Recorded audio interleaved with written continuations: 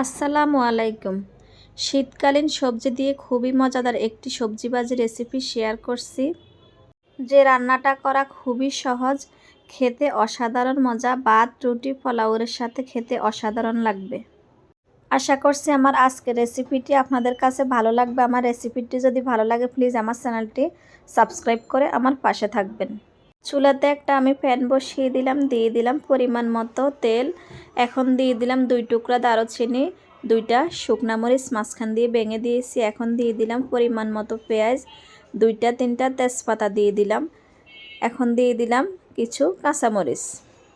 সবজি ভাজিতে কাঁচামরিচটা একটু বেশি দিলে খেতে ভালো লাগে। এখন সবগুলো নেড়েছে আমি কিছুক্ষণ ভেজে নিব। সবগুলো আমার ভেজে নেওয়া হয়ে গেছে। এখন আমি দিয়ে দিলাম 1/2 চা চামচ আদা বাটা, 1/2 চা চামচ রসুন বাটা। এখন সবগুলো আমি আবার নেড়ে ছেড়ে ভেজে নেব, যেন রসুন আদার কাঁচা গন্ধটা চলে যায়। সবগুলো আমার ভেজে নেওয়া হয়ে গেছে। এখন আমি দিয়ে দিব সবজিগুলো। এখানে আমি ফুলকপি নিয়েছি, আলু নিয়েছি, সিম নিয়েছি, তবে চেষ্টা করবেন সবগুলো সবজি একইভাবে কেটে নিতে। এখন সবগুলো আমি নেড়ে ছেড়ে মিশিয়ে নিব। দিয়ে দিলাম স্বাদ মতো লবণ। এখন আমি দিয়ে দিব কিছুটা হলুদের গুঁড়া। আমি এখানে 1/2 চা চামচ হলুদের গুঁড়া দিয়েছি, তবে আমি এই ভাজিতে বেশি মশলা ব্যবহার করব না। এখন সবগুলো আমি আবার নেড়েচেড়ে মিশিয়ে নিব। সবগুলো আমার মিশানো হয়ে গেছে। এখন আমি একটা ঢাকনা দিয়ে ডেকে চুলার আঁচটা মিডিয়াম করে রান্না করে নিব। ঢাকনাটা এখন আমি উঠিয়ে নিলাম। আমি সবজিটা 5-6 মিনিট ভেজে নিয়েছি, তবে ঢাকনাটা উঠিয়ে মাঝে মাঝে নেড়ে ছেড়ে দিয়েছি। এখন সবগুলো আমি আবার নেড়ে ছেড়ে নিব। আমার সবজিগুলো প্রায় সিদ্ধ হয়ে গেছে। এখন আমি দিয়ে দিব টমেটো। এখানে আমি 2টা টমেটো নিয়েছি মাঝারি সাইজের। এখন দিয়ে দিলাম টমেটোগুলো আমি ছোট ছোট করে কেটে নিয়েছি। সবগুলো আমি আবার নেড়ে ছেড়ে মিশিয়ে নিব।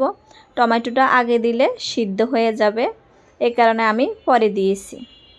সবগুলো আমি নেড়ে ছেড়ে দিলাম। এখন তবে আমি ঢাকনাটা দিব না, আমি কিছুক্ষণ এভাবে নেড়ে ছেড়ে দিলাম।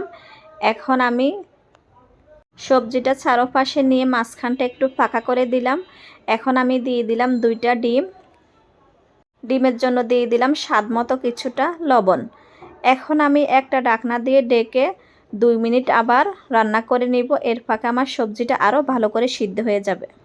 2 মিনিট পর ফিরে এলাম ঢাকনাটা এখন আমি উঠিয়ে নিলাম। এখন আমি চামচের সাহায্যে ডিমটাকে ভেঙে সবগুলো সবজির সাথে মিশিয়ে নিব। ডিমটাকে আমি মিশিয়ে নিতেছি আর ভেজে নিতেছি, তবে আমি চামচ দিয়ে সবজিগুলোকে একটু ভেঙে দিতেছি।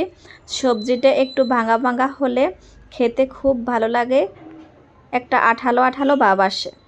সবজিটা নাড়তেছি, মাশাআল্লাহ কি যে সুন্দর একটা ফ্লেভার আসতেছে সবজি থেকে। এখন আমার সবজিগুলো হয়ে গেছে। এখন আমি দিয়ে দিব কিছুটা ফ্রেশ ধনিয়া পাতা। পুষ্টিগুণে ভরপুর, সব কিছুর সাথে খেতে অসাধারণ লাগবে। এভাবে এই সবজিটা রান্না করলে আপনারা একবার হলেও এভাবে বাসায় ট্রাই করবেন। এখন সবগুলো আমার মিশানো হয়ে গেছে। চুলাটা এখন আমি বন্ধ করে দিব। চুলাটা এখন আমি বন্ধ করে দিলাম। হয়ে গেল আমার অসাধারণ স্বাদের ডিম দিয়ে ফুলকপি ভাজি। আপনারা একবার হলেও এভাবে বাসায় ট্রাই করবেন। সবাই ভালো থাকবেন। আল্লাহ হাফেজ।